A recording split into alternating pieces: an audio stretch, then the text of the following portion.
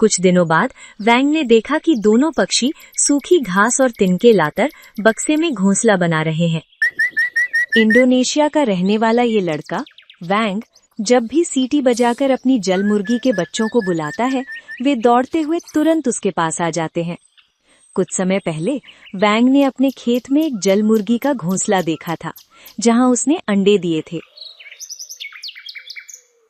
वैंग उन अंडों को अपने घर ले आया और उन्हें इंक्यूबेटर में रख दिया। कुछ ही दिनों में एक एक करके अंडों से बच्चे निकलने लगे। देखते ही देखते उसके घर में 5 जल मुर्गी के चूजे जन्म ले चुके थे। जन्म के तुरंत बाद वैंग ने उन्हें एक पिंजरे में बल्ब की गर्मी के नीचे रखा। फिर वो एक पतली सी लकड़ी की डंडी से उन नन्हे मुन्ने चूजों को खाना खिलाने लगा। सिर्फ 5-6 दिन के ये छोटे छोटे चूजे वैंग से इतने घुल मिल गए थे कि देखने वाले भी हैरान रह जाएं। वैंग दिन में 4-5 बार उन्हें बड़े प्यार से खाना खिलाता। जब वे थोड़े बड़े हुए तो वैंग उन्हें अपने घर के आंगन में खुला छोड़ देता ताकि वे इधर उधर घूम सकें। छोटे छोटे चूजे खुशी से पूरे आंगन में घूमते रहते। लेकिन सबसे हैरानी की बात ये थी कि जैसे ही वैंग सीटी बजाता, वे पागलों की तरह दौड़ते हुए उसके पास पहुंच जाते। वैंग ने उनके लिए मुर्गियों के दड़बे जैसा एक सुंदर घर भी बना दिया था। रोज वो उनके नहाने का भी इंतजाम करता। पानी मिलते ही वे खुशी से छपाछप करने लगते।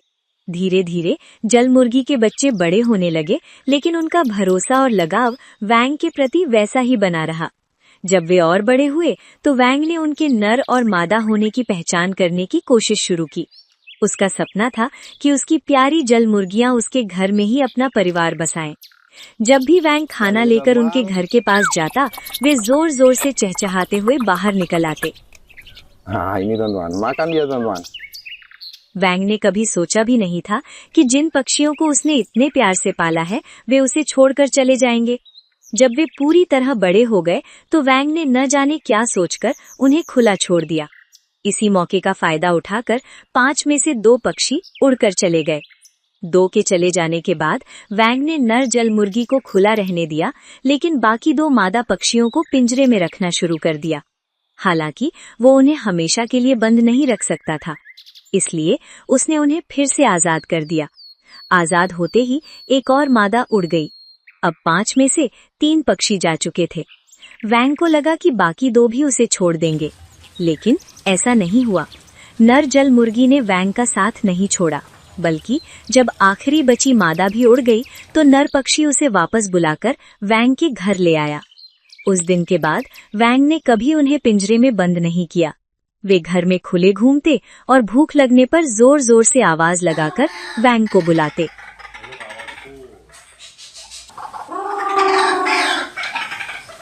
कुछ महीनों बाद वैंग और उसका भाई अपने छोटे से तालाब के बीच कुछ बनाने लगे। चारों ओर खंभे गाड़े, जाल लगाया और नारियल के पेड़ों की टहनियों से तालाब के बीच एक सुंदर तैरता हुआ घर बना दिया। उस घर के अंदर ढेर सारी जलकुंभी भी डाल दी गई। फिर वैंग ने अपनी दोनों जल मुर्गियों को उस तैरते हुए घर में छोड़ दिया, लेकिन उसने उन्हें वहां ज्यादा दिन नहीं रखा। बाद में मुर्गियों के दड़बे के अंदर उनके लिए एक अलग कमरा बनाया और उसमें एक लकड़ी का बक्सा लगाकर अंडे देने के लिए घोंसला तैयार किया। क्योंकि वो समझ चुका था कि उसकी दोनों जल मुर्गियां अब परिवार बसाने की तैयारी कर रही हैं। कुछ ही दिनों में उसने नर पक्षी के व्यवहार में बदलाव देखा। जो पक्षी पहले उसे देखते ही दौड़ा आता था, वही अब घोंसले के पास जाने पर उस पर हमला करने लगा। Kamu sudah mau pergi?